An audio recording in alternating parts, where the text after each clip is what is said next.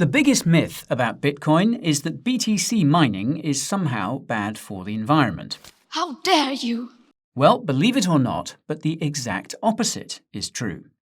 BTC mining could be used to bootstrap more environmentally friendly energy sources. And this could make BTC an asset that every environmentally conscious investor would need to have on their balance sheet. Given that many of these investors are asset managers, the gains could be massive. Today, we're going to summarize a study which argues that BTC mining could not only be beneficial to the environment, but that it could also optimize power grids, all while making BTC holders a big profit. The study we'll be summarizing today is titled, quote, "Leveraging Bitcoin miners as flexible load resources for power system stability and efficiency."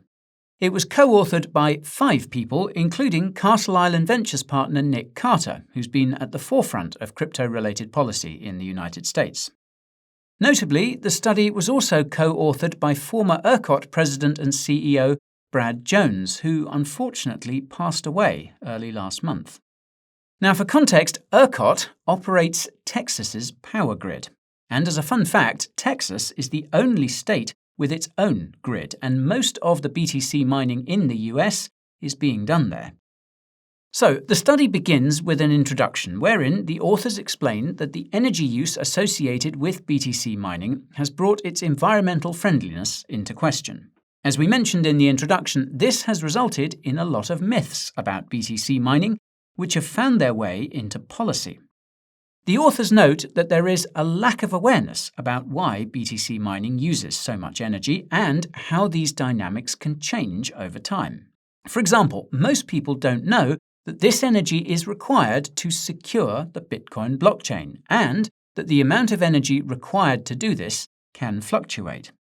The authors explain that once you understand these nuances, you realize that BTC mining operations are analogous to the data centers which power the internet and also use lots of energy. Funnily enough, some mainstream media outlets are starting to FUD AI because of all the energy its hardware is using. Anyways, the authors go on to explain that the purpose of the study is to prove that BTC mining can help bootstrap new sources of energy, reduce pollution by capturing wasted energy, and make power grids more efficient. Naturally, the authors use the BTC mining being done with ERCOT to back up their claims. And by the way, if you're enjoying the video so far, be sure to smash that like button to give it a boost. Now, in the first part of the study, the authors explain how Bitcoin's proof-of-work consensus mechanism works. As most of you will know, consensus mechanisms like proof-of-work fundamentally exist to ensure that the transactions which are being processed by the computers on the network are valid. In Bitcoin's case, it requires these computers to solve complex mathematical problems to effectively earn the right to process transactions. These computers, aka miners, process transactions in batches, aka blocks. Each block contains a reference to the previous block, hence the term blockchain. In exchange for solving these complex mathematical problems and creating blocks of transactions, miners are rewarded with BTC, the native coin of the Bitcoin blockchain. These rewards come in the form of transaction fees, paid in BTC, and the Coinbase, which is a set amount of BTC rewards in each block. A new Bitcoin block is created every 10 minutes. To ensure that this block time is maintained, the Bitcoin blockchain will automatically increase the difficulty of these complex mathematical problems as more miners join the network. The consequence of this is that they take more energy and time to solve. Now, as some of you will know, BTC mining, i.e. the process of solving these complex mathematical problems, is done using specialized computers called application-specific integrated circuits, or ASICs. As more ASICs have joined the network, the total amount of energy used for BTC mining has increased. According to the authors, BTC mining uses 0.2% of all global energy produced and 0.6% of all global energy consumed. Now, this is a significant statistic because it implies that a lot of the energy produced is wasted. Newsflash, but most BTC miners look for energy that would otherwise be wasted because it's cheaper. So, this begs the question of what impact BTC mining is having on the environment, if any. The authors explain that most of the studies about this topic have used flawed models. Some of you might recall the World Economic Forum's infamous 2017 prediction that BTC mining would use all the world's energy by 2020. Good times. Now, to their credit, the authors explained that these flawed models aren't necessarily the fault of the scientists. That's because it's objectively difficult to find good data about the energy being used by BTC mining, the exact hardware involved in BTC mining, the impact of mining pools, and the environmental impacts. This is all a consequence of the fact that Bitcoin is truly decentralized. It is powered by millions of ASICs spread around the world. Some of the ASICs use energy that isn't even part of the grid. For example, there was a viral video of a miner somewhere in China using a river to mine BTC with hydropower. Smaller ASIC mining operations will also pool their mining power together to get more predictable BTC rewards. This masks the location of these ASIC miners, which makes it difficult to estimate what energy sources they're using. In turn, this makes it difficult to estimate the environmental impact of BTC mining. Another factor that makes it difficult to estimate the environmental impact of BTC mining is one that I mentioned a few moments ago: the fact that most BTC miners look for the cheapest sources of energy possible. That's because the cheaper the energy is, the bigger the profit they make from mining BTC. Often, the cheapest sources of energy are those that I mentioned earlier, energy which would otherwise be wasted. As with that Chinese chap mining BTC with a river in the middle of a forest, this otherwise wasted energy is extremely difficult to quantify because it's not technically a part of the grid. What's fascinating is the authors note that Foundry, one of the biggest Bitcoin mining pools, gathered detailed information about the participants in its pools in August 2021. This made it possible to get a better estimate of what energy they were using, and these estimates were plugged into larger models. Hold up a second there, Guy. Sorry to interrupt, folks, but I just wanted to very quickly tell you about the Coin Bureau deals page. Now, this is the place where we have put together some of the very best deals and promos in all of crypto. So you can think things like exchange sign-up bonuses, trading fee discounts, and money off of hardware wallets, and much, much more besides. So if you want to check that out, coinbureau.com/deals is the place to go, or you can just use the link in the description of this video down below. Thanks very much, and now back to you, Guy. The authors then pivot to discussing another aspect of BTC mining that's been overlooked, and that's methane gas. For reference, during oil production, companies will often find natural gas. When it doesn't make economic sense to capture and sell this gas, then it's flared, i.e., burned off. According to the World Bank, over 140 billion cubic meters of gas was flared in 2021, creating a lot of pollution, so to speak. The authors touch on a few studies which claim that using this flared gas to run power generators for BTC mining doesn't reduce pollution, but dispel these claims with other studies. They cite one study by CoinShares which found that the way methane is burned is extremely inefficient, and using it to mine BTC instead can reduce global pollution, and Bitcoin's own pollution, by 5.2%. Given this fact, the authors argue that BTC mining could help reduce methane pollution per US policy targets. So this ties into the role that BTC mining could play in another policy objective, and that's environmentally friendly sources of energy. For those unfamiliar, most of the environmentally friendly sources of energy are intermittent, meaning that sometimes there's a lot of energy and sometimes there's none. This creates an imbalance in the power grid, can result in higher energy costs, and often results in wasted energy. By plugging ASICs into the mix, these kinds of energy operations can use the otherwise wasted energy to mine BTC. And this makes it possible to subsidize energy costs and expand operations. More importantly, BTC mining makes it possible for environmentally friendly sources of energy to bootstrap their operations. Consider a scenario where a hydro plant can only be built somewhere far away from cities and towns. Now, under normal circumstances, it may not be feasible to build this plant. With ASICs around, however, this hydro plant could start mining BTC as soon as it sets up shop and use the profits from selling this BTC to build the infrastructure it needs to sell its energy to the faraway towns and cities. You'd be forgiven for thinking that this is theoretical, but apparently it's already being done. And this pertains to the second part of the study, which is about balancing the power grid with BTC mining. Oddly enough, the authors begin by dismissing nuclear energy due to unspecified limitations. They also dismiss hydropower due to its, quote, geography and seasonality, which isn't always an issue. Given these supposed facts, the only option is to use environmentally friendly energy sources, which are intermittent. You'll recall that intermittency results in grid reliability issues, which the authors predict will continue to increase as governments around the world insist on using these intermittent energy sources. Now, the three solutions to these reliability issues are to use, quote, conventional energy sources, connect energy grids together, and demand response. Now, this last one involves, quote, specific demand-side management programs that optimize electricity consumption patterns to align with supply dynamics. And this reminded us of the headline that Texas homes with so-called smart meters saw the temperatures automatically adjusted upwards to save energy during a heat wave. It's something we covered in our video about smart cities. I'll leave a link to that video in the description.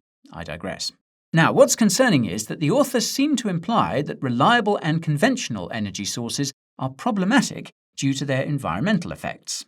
They also seem to argue that these energy sources are inefficient in helping balance the grid due to the cost, the time, and the environmental effects involved. Conversely, they portray grid interconnectivity as a better solution. In other words, instead of using reliable energy sources, combine all the power grids together to better balance supply and demand. This is surprising considering that the result of this interconnectivity is arguably centralization and instability.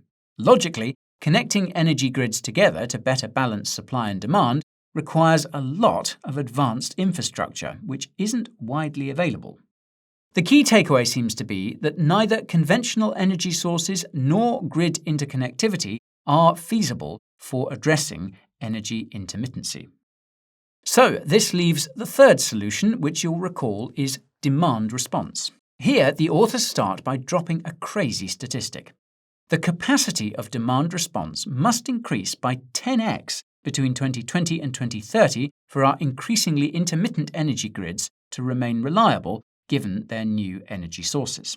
The authors detail so-called retail programs for demand response, which seem to include the dystopian smart city stuff we mentioned before. We're not exaggerating. Listen to this. Quote, during high-demand peak hours, energy consumption is curtailed, often at a premium price. In some instances, advance notice is communicated to consumers to encourage reduction in usage. This dynamic is supported by the growth of smart metering, connected devices, and emerging load centers like electric vehicle charging stations, which collectively advance retail demand response. Smart meter expansion, particularly notable in the USA, paved the way for demand response expansion. By 2019, advanced meters had reached a penetration rate of 60% in USA households, a significant increase from 13% a decade earlier. The ability to track consumption hourly serves as a foundation for encouraging load shifting and curtailment during peak periods. End quote. This reminded us of what presidential candidate Robert F. Kennedy Jr. said about energy regulations in the US. Some of the regulations being proposed would allow the government to see what you're doing with your energy in the name of the environment. More about that in the description. Moving on. Now, as with central bank digital currencies, or CBDCs, there is also a wholesale version of demand response too. This wholesale version of demand response involves industrial consumers coordinating with energy agencies, such as ERCOT, to ensure that the power grid is properly balanced. As the authors point out, not all industrial consumers have the capacity to play a role in demand response.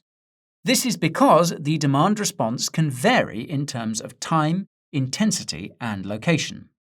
What's needed then is an industrial consumer that can help at any time, at any intensity, and at any location. Of course, BTC miners fit this bill, but before hitting us with the punchline, the authors take some time to underscore just how difficult it is to do demand response for intermittent energy sources. Besides the intermittency issues, demand response for these energy sources is often constrained by location. Now, what's concerning is that the authors cite a study which projects that most of the power grid in countries like China and the US will be dependent on these intermittent energy sources by 2050. They also reveal that over 90% of electricity generation that's currently in development involves these energy sources. This is concerning because it suggests that most energy grids could soon become very unreliable. What's crazy is that the International Energy Agency essentially detailed the 4 phases in which this will happen. Listen to this, quote, Phase 1 encompasses grids with negligible VRE, intermittent energy, shares, where flexibility is unnecessary to counteract intermittency. Phase 2 arises when VRE constitutes around 5 to 10% of the mix, and existing resources are sufficient to manage the impact of VRE on the grid. In Phase 3, as VRE grows to approximately 10 to 30%, a systematic increase in power system flexibility is required to accommodate the influx. Phase 4 occurs when VRE constitutes a significant majority of power during peak generation periods, necessitating substantial regulatory and operational grid adjustments. Translation: the power grid requires intense centralization and control to stay online. Finally, quote, Phase 5, as yet unrealized at the time of writing, involves VRE entirely powering the grid during specific periods, marked by substantial surpluses and routine supply curtailment. Now, perhaps we're mistaken, but routine supply curtailment sounds an awful lot like energy shortages and outages. Now, for what it's worth, the authors believe that BTC mining will save the day.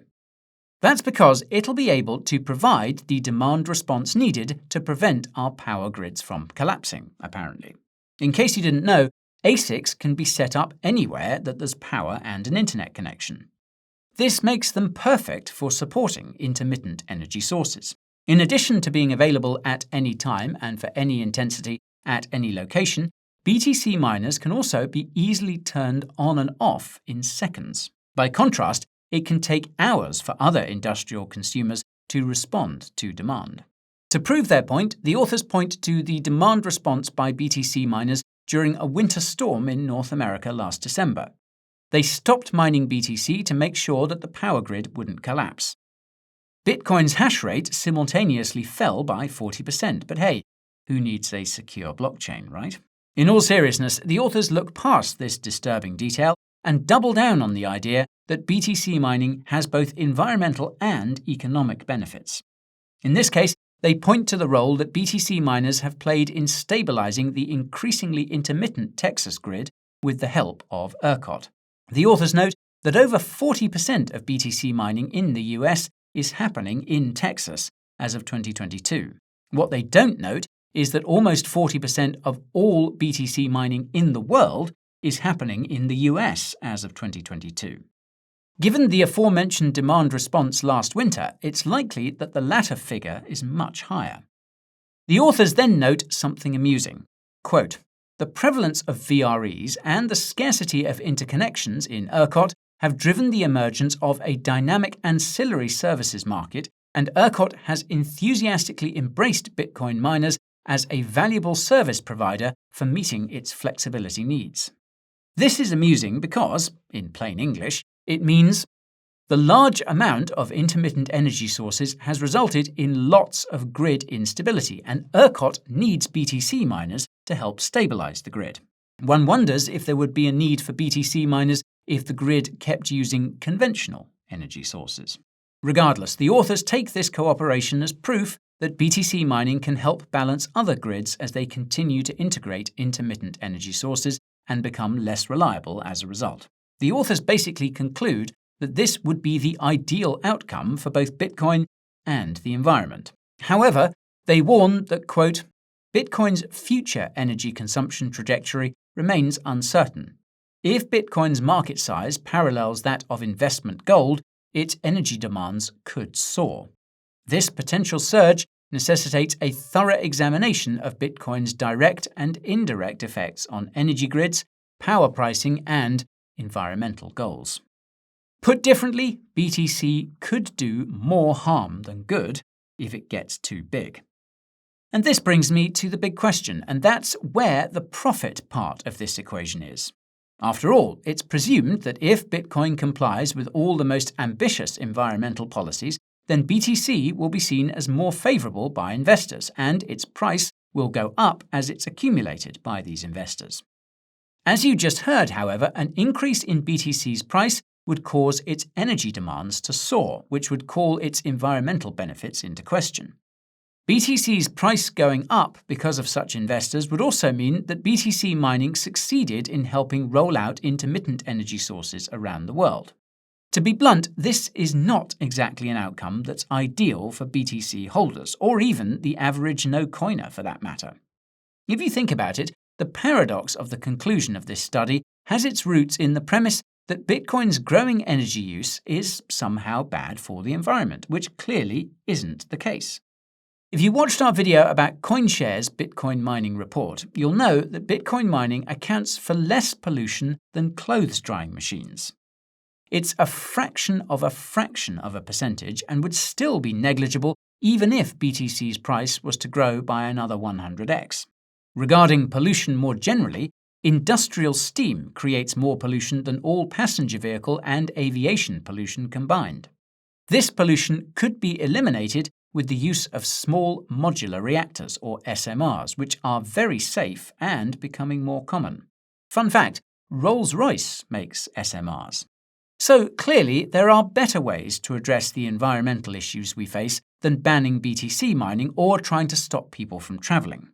Some would say that the fact these solutions are not already being implemented is evidence that these issues are not really about the environment at all.